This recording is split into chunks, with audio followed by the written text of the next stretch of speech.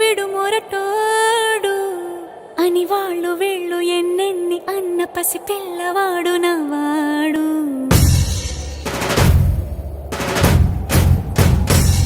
విడుముండోడు అని ఊరు వాడ అనుకున్న గాని మహారాజు నాకు నవ్వాడు.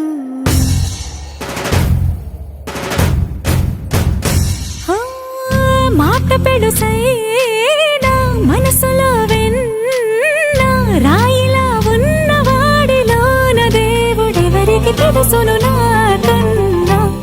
సూసేకి అగ్గిరవ్వ మాదిరే ఉంటా